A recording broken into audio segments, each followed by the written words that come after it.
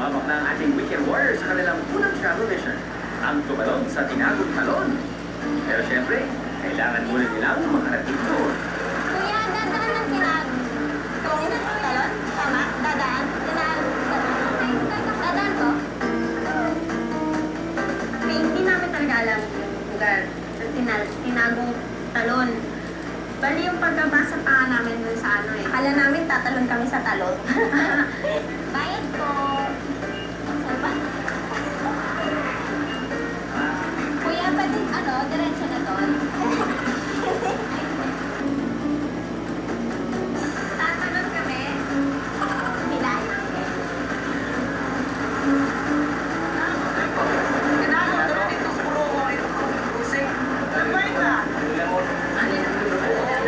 Nagpas na, kuya. Kuya. Thank you, kuya. Thank you, thank you. Pasaway eh. Lagpas pa rin kami. Lumagpas ba? Hindi kami hininto doon sa sinasabi ng palengke. Malayo! Si kuya, madaya. Sa ba yung Tinagong Falls? Tinagong Falls. Cross? Malayo? Malapit. Saan kayo? Gusto mo takboy na? Takbo. Listen, huwag mo ko iiwan. Ayun, so, hindi na magpas kami. Takbo. Tumakbo kami, papunta doon sa palengke. Pero sakto lang yung line din. Listen, wait lang. Hyper ka. Next step, mula sa merkado o palengke, sumakay ng habal-habal papuntang Tinago. Mura lang ito, 50 pesos per bike. 25. Diretso lang, pesa. Nandun na mismo. Next daw, mag-motor. Nagulat ako kasi kami kasi dun sa sa Manila, diba? Tricycle, yan. Nagtaka ako kasi bakit motor? Kuya ha?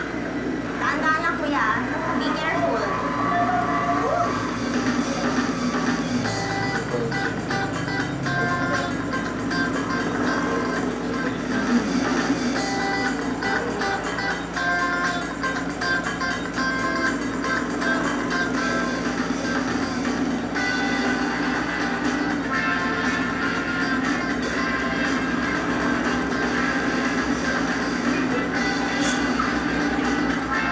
Pagbaba namin ng motor, akala namin na.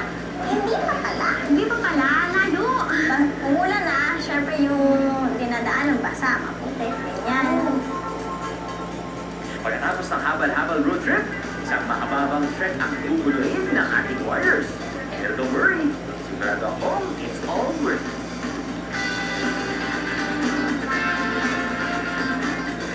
Bago makarating sa Tinago Falls, kailangan muna mag-register at magbayad ng entrance fee na 10 pesos. Hagdanan pababa. Yun lang nakakapagod. Or yun nakakapagod. Sabi nila, 200 steps down. Ito pa, 200. Tapos sunod, 300. Hindi ka maniniwala. 100.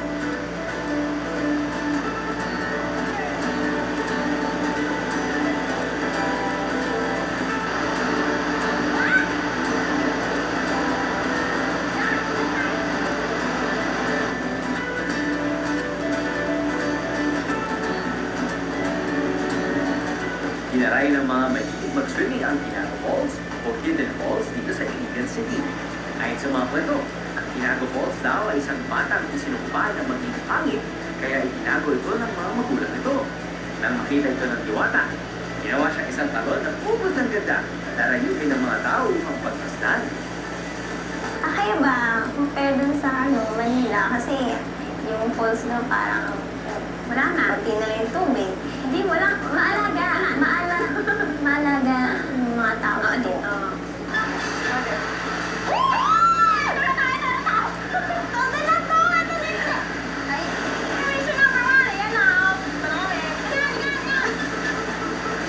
At dito na nga magaganap ang travel mission number 1, ang tumalon sa Tinago Falls.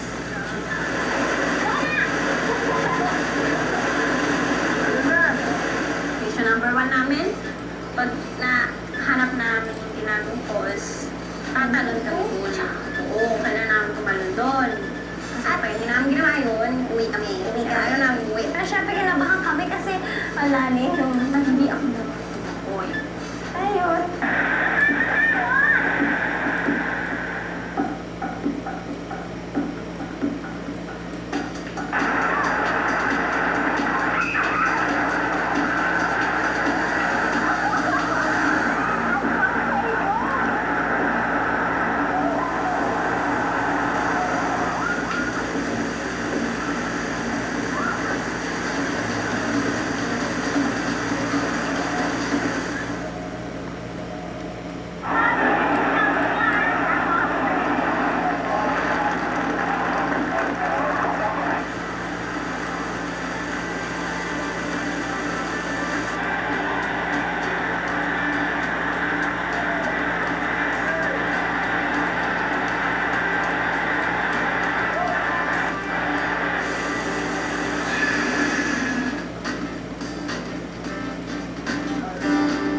Pinagmamalaking produkto ng gawang ibigan ang sukang pinakurat. Gawa sa sukang tuba at pinaghalo-halong sili at sandamukal ng spices. Nakakagulat daw ito sa angahang at sarap. At kapag pinagmamalaking produkto ng ibigan ang pinag-usapan, dahil lagi ang sikat na Checheng's Peanuts. At alam niyo bang nakakarating na rin ang simpleng manila nito sa iba't ibang panig ng mundo? Bukod sa mani at suka, meron pang ibang pinagmamalaki ang City of Iligan.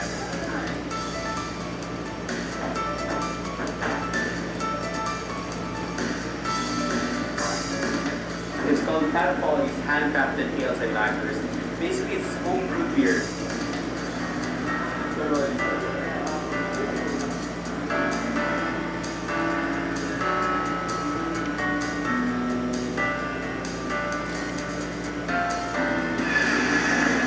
Kapag sinabi ng mga lokal na pupunta sila sa Trinidad, ibig sabihin yan, night market yan, na nagbubukas na every Friday and Saturday. Sa simulayan ng 5 p.m. Before 5 p.m., wala. Pwede. Wala, dumadaan yung mga boss dito. Pero simula ng 5 p.m., nakikita nyo yung mga boss. Siyempre, nagbibenta sila ng mga tuloy-tuloy, mga pagkain. Sarap. Nandiyan din yung ukay-ukay. Siyempre, like any other night market. Diba? Atmosphere, everywhere. Sa Trinidad Street. Dito sa Iligan. Now! Natingin niya na gagawin niya. Ano? Wala na kayo.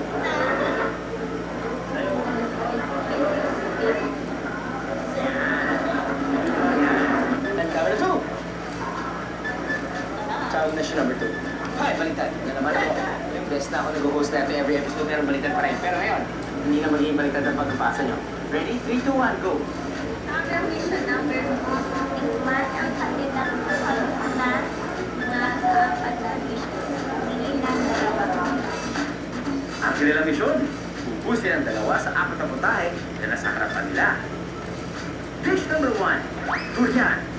Ang sinasabing king of all fruits na pinagmamalaki ng Mindanao. Dish number 2, tuna kinilaw. Sa karagatan daw ng Mindanao nang gagaling ang pinakamasarap na tuna sa Pilipinas. Dish number 3, baboy sulok. Inatobong lamang loob ng baboy ramo. Dish number 4, soup number 5, o Remember Me. Sinabawang ari ng lalaking baka. Grabe, akala ko matutulog na. Biglang talagang secret no? Ay talaga nila sabihin. Yun, nagulat sobra. Siyempre, hindi naman isipin na masarap yung pagkain doon, di ba? Kapag hindi naubos, simot. Kung hindi simot, kung meron ba lang natira.